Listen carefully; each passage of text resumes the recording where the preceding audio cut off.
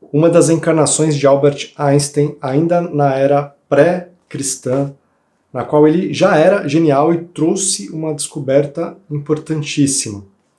Também considerações sobre o tempo e as dimensões do mundo espiritual e aquela famosa sensação de déjà vu.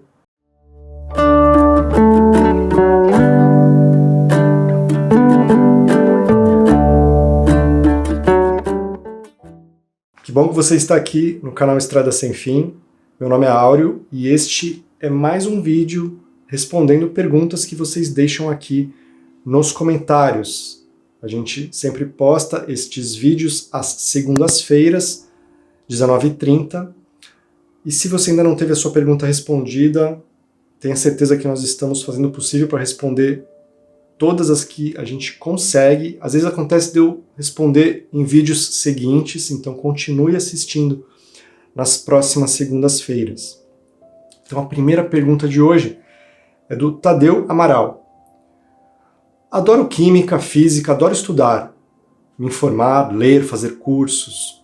Após o desencarne, há a possibilidade de manter a continuidade destes estudos científicos? Com toda a certeza. Para você que gosta de estudar, de ler, de aprender, o mundo espiritual, Tadeu, está cheio de descobertas e oportunidades muito mais amplas do que as que nós temos aqui na crosta terrestre.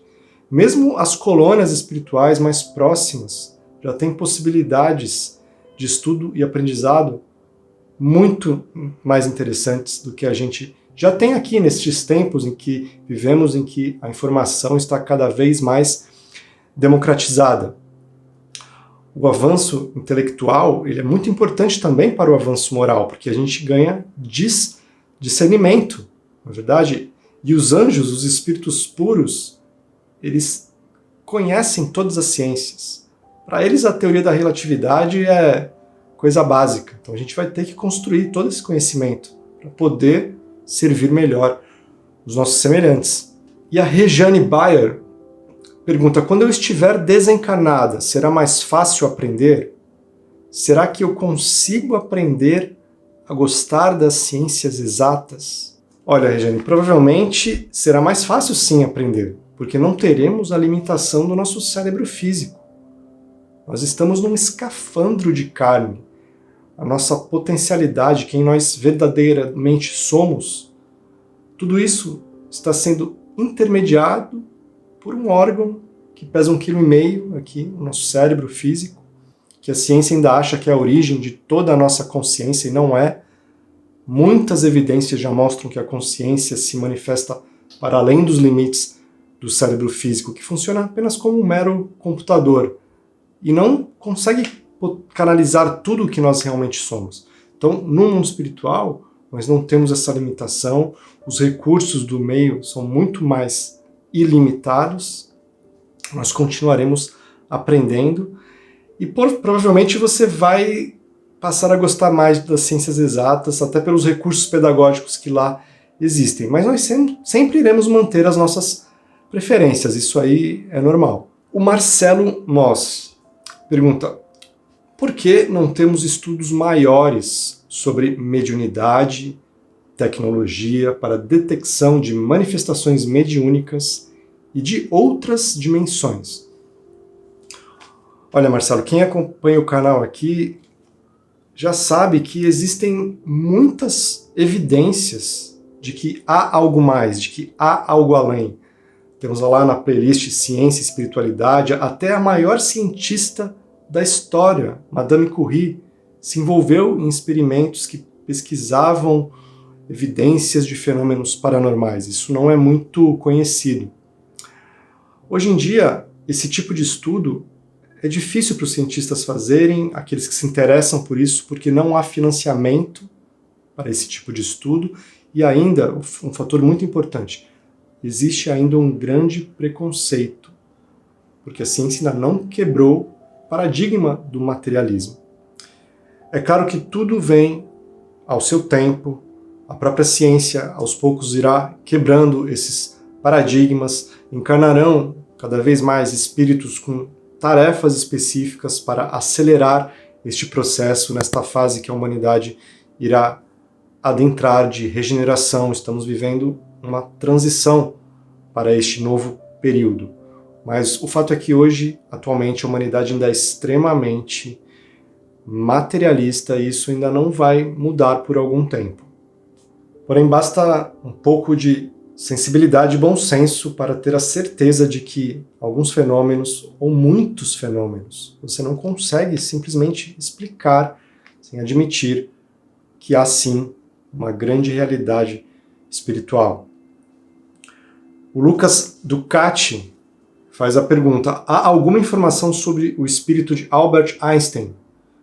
Origem, missão, onde se encontra? Lucas, segundo o mentor Ramatiz, no livro Samadhi, Einstein, e esta informação também você vai encontrar em outras fontes. Albert Einstein, uma das suas encarnações foi como o filósofo Demócrito, que viveu 300 anos antes de Cristo. Demócrito foi o primeiro a trazer a ideia de um átomo indivisível. A própria palavra átomo remete a uma palavra de origem grega e remete a uma parte indivisível da matéria, que Demócrito intuiu já lá naquela época. Ele também trouxe a visão de um universo com outras estrelas, com outros mundos, ideias extremamente avançadas para a sua época. Veja como Einstein já era genial, há milênios atrás. E existe uma coisa curiosa, mas existe uma similaridade da personalidade destes dois gênios, que são o mesmo espírito, ao que tudo indica. Einstein era uma pessoa bem-humorada. A foto mais famosa dele é ele rindo, mostrando a língua. Interessante é que Demócrito também era conhecido por essa característica. Até durante o Renascimento ele era lembrado como filósofo sorridente. Há até pinturas retratando ele desta forma. Tanto Einstein como Demócrito tinham a mesma ideia de Deus. Não um Deus personificado, mas um Deus que se revela na harmonia das leis do universo. Einstein, quando reencarnou, ele já trazia uma grande bagagem. Inclusive, ele era taxado por seus professores como rebelde, excêntrico, porque ele matava as aulas, ele já sabia tudo o que eles estavam ensinando. Aos 26 anos, quando ele trabalhava ainda como auxiliar administrativo, porque ele teve dificuldade de arrumar empregos, ele revolucionou o mundo com a sua teoria da relatividade. Einstein serviu a humanidade com seu conhecimento. Atualmente, provavelmente ele se prepara para reencarnar, quem sabe para completar a sua missão, porque ele deixou um livro inacabado. O sonho de Albert Einstein era descobrir uma teoria que iria unificar as leis da natureza, uma equação que explicasse esse princípio unificador do universo, que afinal de contas Deus não joga dados, nas palavras muito conhecidas de Albert Einstein. Então quem sabe numa próxima encarnação Einstein não nos traga este avanço de uma teoria que una a força nuclear com a força da gravidade, um grande impasse que existe hoje na física. Quem sabe ele não nos auxilie a darmos mais alguns passos na tão sonhada união entre ciência e espiritualidade, porque afinal de contas tudo é uma coisa só. Próxima pergunta do Raf Silva e do Léo Franco, a mesma pergunta. Como funciona o tempo no mundo espiritual? Se é semelhante ao tempo aqui do mundo físico? Nós já fizemos um vídeo específico sobre isso, está lá na playlist Mundo Espiritual, porque é um tema muito complexo, precisaria de um vídeo só para isso, vários vídeos, porque realmente a percepção do tempo no mundo espiritual, ao que tudo indica, que a gente tem acesso a informações de espíritos que nos trazem relatos, projetores astrais que também trazem informações sobre o que presenciaram, tudo indica que o tempo realmente é muito diferente. Mas se a gente pensar que mesmo aqui na nossa dimensão, como explica a teoria da relatividade de Albert Einstein, se você dependendo das alterações na gravidade e na velocidade de um corpo, quando a velocidade chega a cerca de 10% da velocidade da luz de um corpo, ou em determinadas condições gravitacionais, o tempo já apresenta alterações, ele se dilata. Então imaginem no mundo espiritual que existem leis físicas que nós nem conhecemos, nem compreendemos ainda. Nas esferas espirituais mais próximas à Terra, parece que essa alteração no tempo não é tão drástica. Parece que quanto mais sutil é a dimensão, a diferença na percepção temporal parece que se radicaliza. No Livro dos Espíritos, a espiritualidade coloca que para os espíritos puros, séculos na Terra não passam de instantes. A gente também lembra do Salmo 90 da Bíblia, que lá está escrito que 1000 anos para o Senhor são como o dia de ontem que passou. Mas o fato é que ainda precisamos aprender muito sobre isso. No vídeo que eu fiz sobre o tempo, eu falo que dou um exemplo de como o tempo no mundo espiritual é diferente. O André Luiz, ele teve a sensação de que ficou 8 anos no umbral.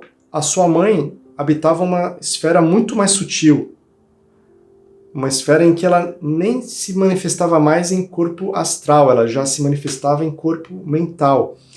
Então, para ela, a percepção de tempo com certeza foi diferente. Para ela, aqueles 8 anos podem ter sido apenas alguns instantes em que o filho dela passou por aquela experiência difícil no umbral.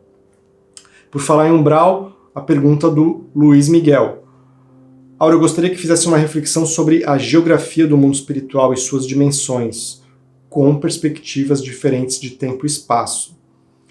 Também fizemos um vídeo sobre isso, onde fica o mundo espiritual, vídeo no qual a gente se baseou numa divisão pedagógica das dimensões espirituais de um livro que foi publicado pela Federação Espírita Brasileira, chamado As 7 Esferas da Terra, de Mário Frigeri.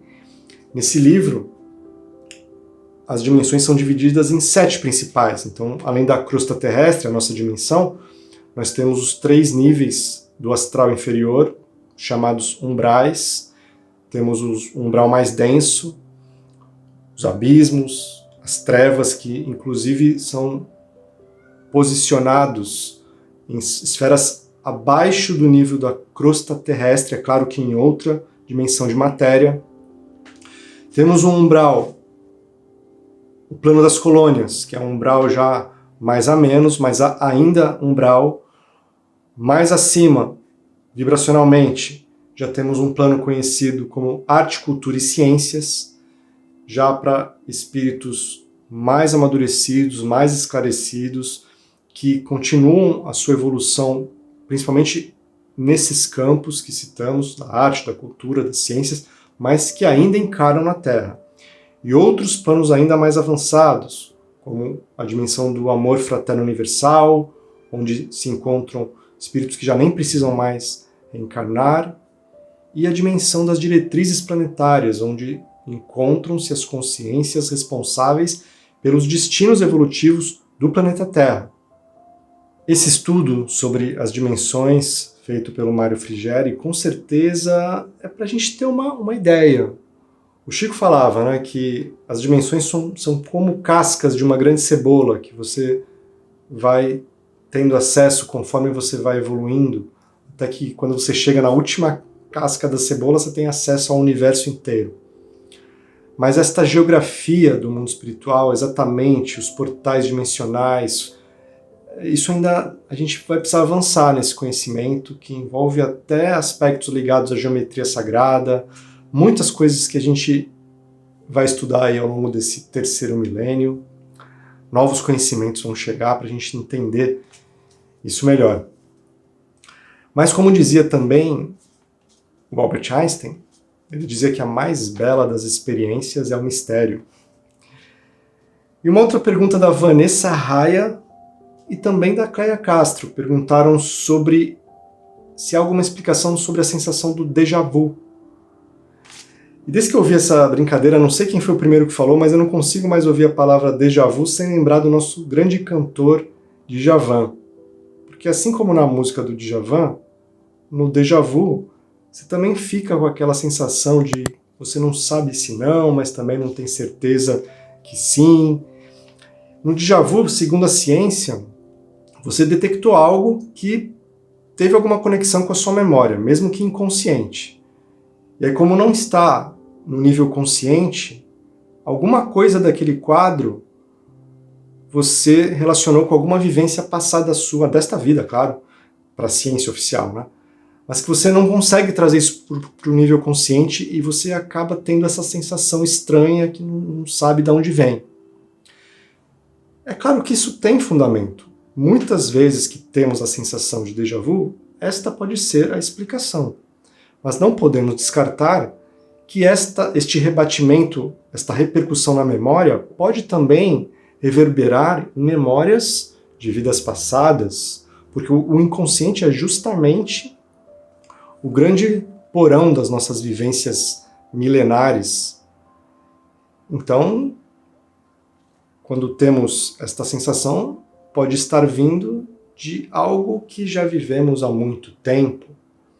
E há pessoas que têm sensações fortíssimas. É muito comum, às vezes a pessoa vai viajar para algum país diferente, na Europa ou na Ásia, e começa a lembrar daquela localidade, intuitivamente sabe para onde ir, onde ficam as coisas.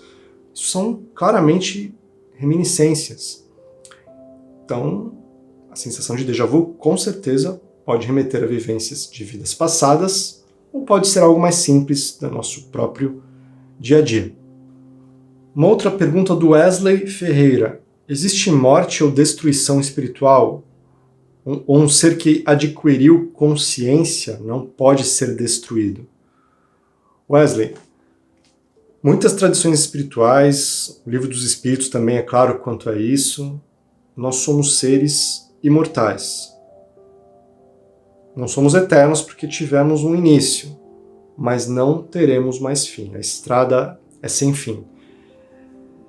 Existem situações muito difíceis em que um espírito pode se encontrar, ele pode decair tanto pela sua persistência e obstinação no mal, na rebeldia, que ele pode adquirir condições em que parece que há uma não existência.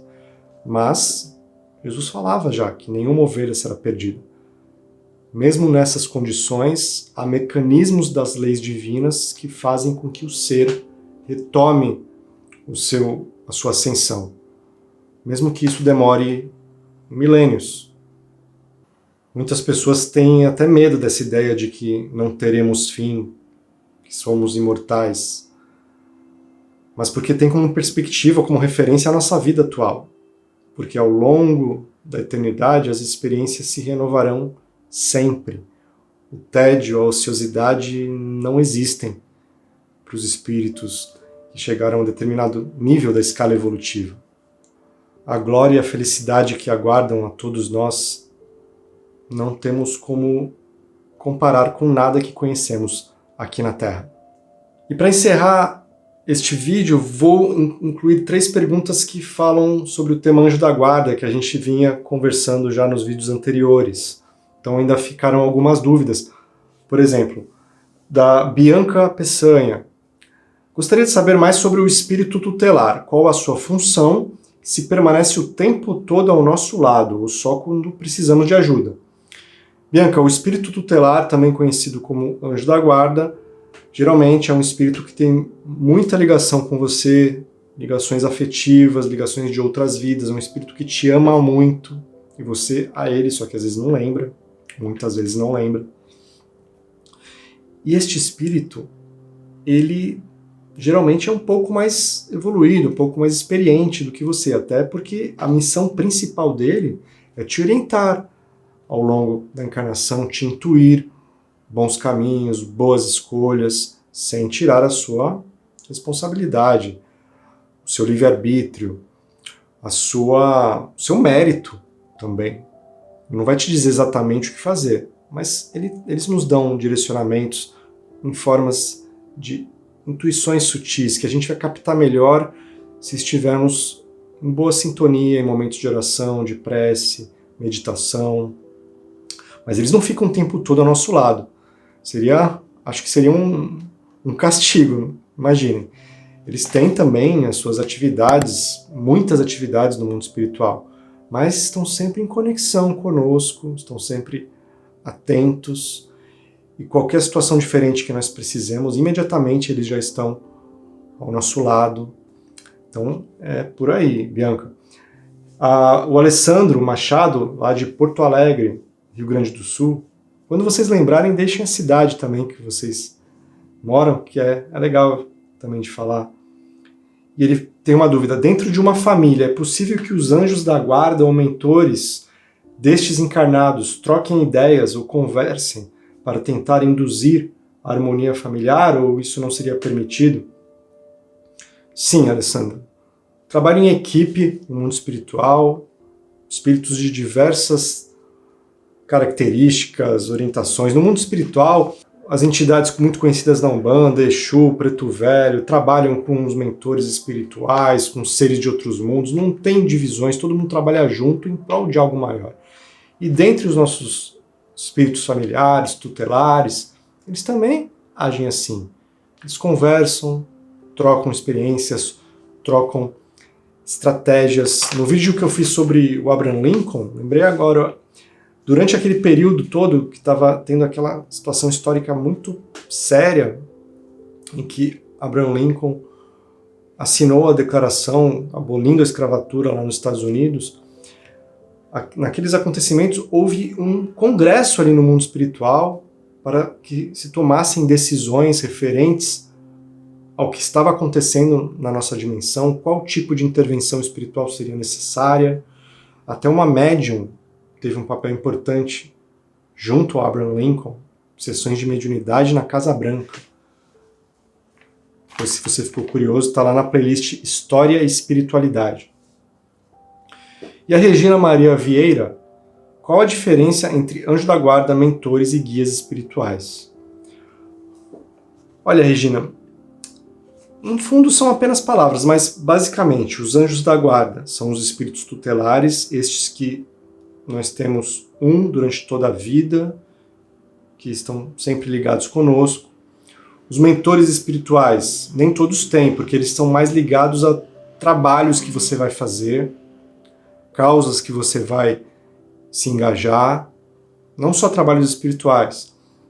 Os mentores, eles atuam mais de forma coletiva, mas nós temos também os mentores que estão sempre conosco, por conta dos trabalhos que nós costumamos também realizar. Já os guias espirituais, cada tradição espiritual entende de uma forma, mas basicamente você pode nomear de guia espiritual todo tipo de benfeitor que se liga a você de alguma forma e te mostra caminhos do bem, da luz, caminhos que te levarão a crescer e a evoluir. Gente, muito obrigado por terem ficado aqui em mais este vídeo de perguntas que a gente tem feito com muito carinho, muito afinco para vocês. Espero que estejam gostando. Vou deixar aí na tela final o vídeo da maior cientista da história, Marie Curie, que estudou também fenômenos paranormais junto com seu marido, Pierre Curie. E também o vídeo que fala sobre o tempo no mundo espiritual. Muito obrigado e até no próximo vídeo. Tchau!